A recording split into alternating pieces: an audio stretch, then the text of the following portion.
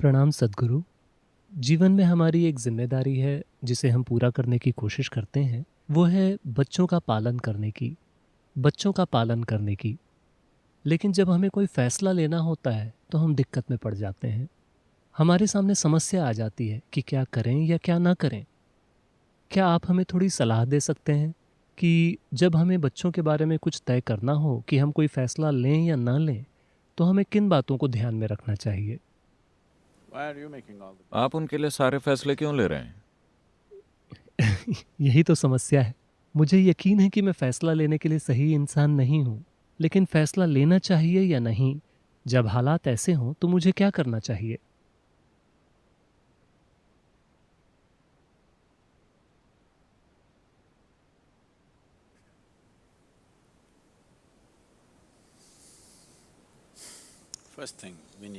पहली चीज हमें ये समझनी होगी कि बच्चे आपके माध्यम से आते हैं, वो आपसे नहीं आते। वो आपकी प्रॉपर्टी नहीं है कि आप उन्हें जैसा चाहें वैसा रख सकें। नहीं, वो नहीं है। अगर आप उन्हें अपनी प्रॉपर्टी या अपना फ्यूचर इन्वेस्टमेंट मानते हैं, अगर आप उनके साथ इस तरह पेश आते हैं, तो आप अपमान कर रहे हैं इस सृष्टि का और सृष्टा का भी, और आपको इसकी कीमत चुकानी होगी। वो कीमत या तो ये जीवन के रूप में आएगी या शायद ही आपके बच्चों के रूप में आएगी। हाँ, ये दुर्भाग्य की बात होगी। मैं ये कह रहा हूं, किसी माता पिता के लिए ये बहुत कठोर बात है, लेकिन मैं ऐसा कह रहा हूं क्योंकि एक बच्चे का माता या पिता बनना भी क्रूरता है। बच्चे को इसकी जरूरत नहीं है, लेकिन देखिए, कई तरीकों से आप हर संभव कोशिश कर रहे हैं कि वो आप पर निर्भर रहे, किसी न किसी तरह से। आप उसे आजाद करने के बारे में नहीं सोच रहे। तो जैसे ही आप ये काम शुरू करते हैं, आप चाहते हैं कि बच्चे आपसे जुड़ाव महसूस करें, है ना? हालांकि आप खुद भगवत गीता खोलकर पढ़ते हैं और कहते हैं आपको मोह में नहीं पड़ना चाहिए, आपको मोह में नहीं पड़ना चाहिए। आप अपनी पत्नी से कहते हैं देखो मुझसे मोह मत रखो, पर आपके बच्चे, आप उनसे अपना जुड़ाव चाहते हैं। बच्चे पैदा करने का फैसला लेने से पहले आपको इन बातों पर सोचना चाहिए, पर अगर वो हो चुके हैं तो कम से कम अब आपको इसके बारे में ठीक तरीके से, गंभीरता से सोचना चाहिए। एक बात तो यह है कि अगर आप दुनिया के लिए कुछ ऐसा बनाना चाहते हैं जो आपसे बेहतर हो, ये जरूरी है। अगर आप एक बच्चा पैदा करते हैं, वो कम से कम आपसे एक कदम बेहतर होना चाहिए, है ना? अगर वही बकवास दोबारा होने वाली है तो क्या फायदा है? तो अगर आपसे बेहतर कुछ होना है तो पहली और सबसे बुनियादी बात यह है कि आपको 100% ईमानदार होना होगा। भले ही ईमानदार होने में शर्म का सामना करना पड़े, पर आपका 100% ईमानदार होना महत्वपूर्ण है। अधिकतर माता पिता के लिए बहुत कठिन होता है, क्योंकि इसी जगह पर उनकी धौंस चलती है। उन्हें अपने बच्चों के रूप में बढ़िया श्रोता मिल जाते हैं। वो कहीं और बोलते हैं तो कोई नहीं सुनता। पर बच्चे 12 साल का होने तक तेरा खतरनाक है। जब तक वो 12 के होते हैं तब तक आपके पास बढ़िया श्रोता होते हैं। आप उसे भी खो रहे हैं। आजकल और भी पहले हो रहा है ना? आप इसे और भी पहले खो रहे हैं। तो वो कितने साल के हैं? 4। ठीक है, तब तो सुधार की गुंजाइश है। आपको ये करना ही होगा। उनका पालन करना बंद करें। उन्हें बस अच्छे साथ की जरूरत है, घर में घूमते हुए किसी बेहुदा बॉस की नहीं, है कि नहीं? जब आप बड़े हो रहे थे, क्या आपको अच्छा लगता था कि कोई आपको ऑर्डर देता रहे? क्या आपको अच्छा लगता था? नहीं। तो उन्हें एक दोस्त की जरूरत है।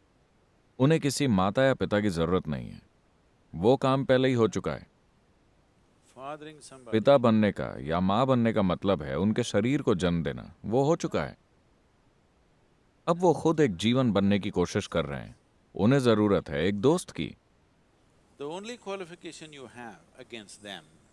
आप उनसे केवल इसी मायने में आगे हैं कि आप उनसे कुछ साल पहले यहां आए, बस इसी में आप आगे हैं। आपके पास और कौन सी योग्यता है? क्या आपको पूरा भरोसा है कि आप अपने बच्चे से ज्यादा समझदार हैं? Are you sure? Huh? What? हमें भरोसा है कि हम नहीं हैं। हाँ, So, तो आपके समझने लायक सबसे अहम बात यही है कि आप उनसे केवल कुछ साल पहले यहाँ आए हैं। आपने बस इतना ही किया है कि आप कुछ साल पहले यहाँ टपक पड़े। इसके अलावा आपके पास कोई योग्यता नहीं कि आप उन्हें बताएं कि क्या करना है और क्या नहीं, है ना? लेकिन the other consideration दूसरा is, पहलू ये है कि अगर आप उन्हें नहीं बताते तो सड़कों पर उन्हें गैर जरूरी सलाहें मिलने लगेंगी। आपको बस इसी से उन्हें बचाना है। लेकिन अगर आपको उन्हें इससे बचाना है तो आप में इतना साहस होना चाहिए कि आप उन्हें इस तरह से पालें कि वो आपसे भी कोई सलाह न लें। आप कहते हैं मेरी बात सुनो, पर अपने दोस्त की बात मत सुनो, वो तुमको नशा करने को कह रहा है, उसकी बात मत सुनो।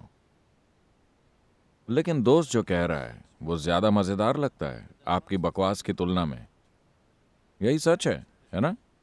तो ये काम नहीं करने वाला। अगर आप अपने बच्चे को एक जबरदस्त एहसास के साथ बढ़ने देते हैं,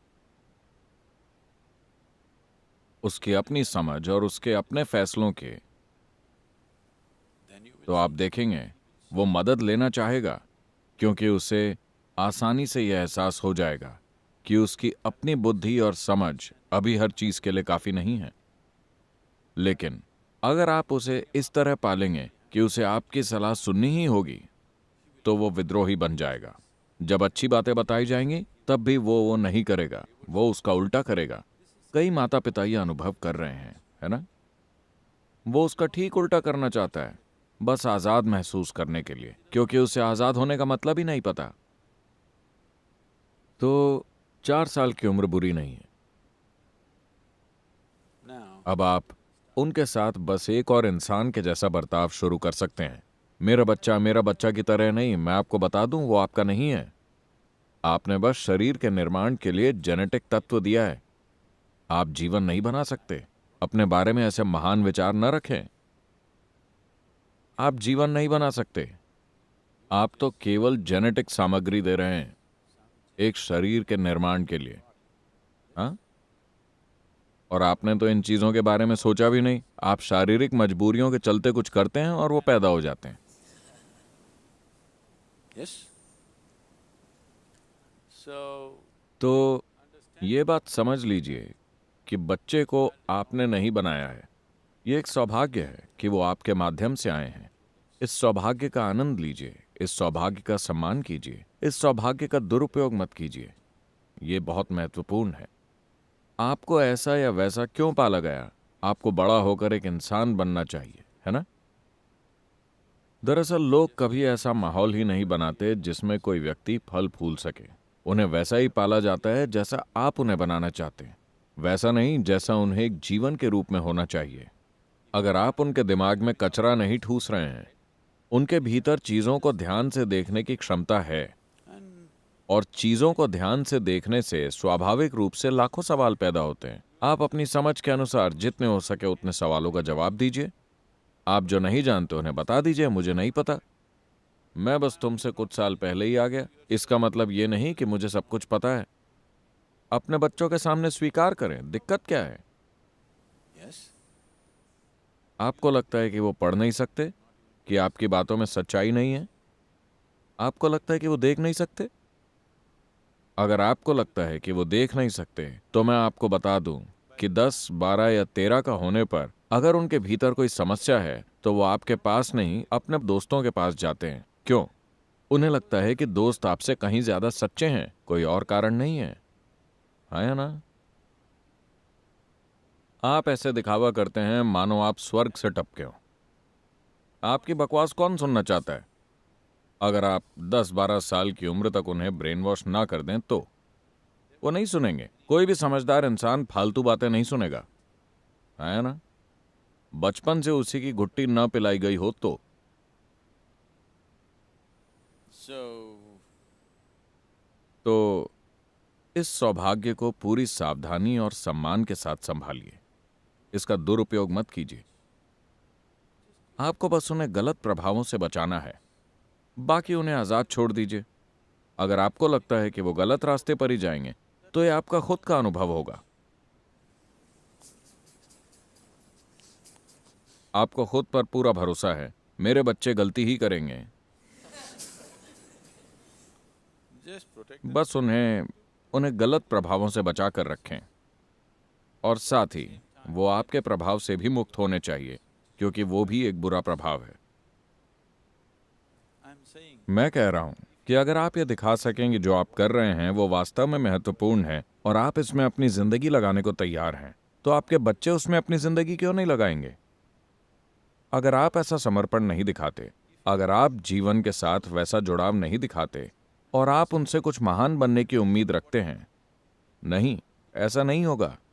और वो आपकी बकवास नहीं सुनते, वो देख रहे हैं कि आप क्या करते हैं और आप क्या हैं, है ना?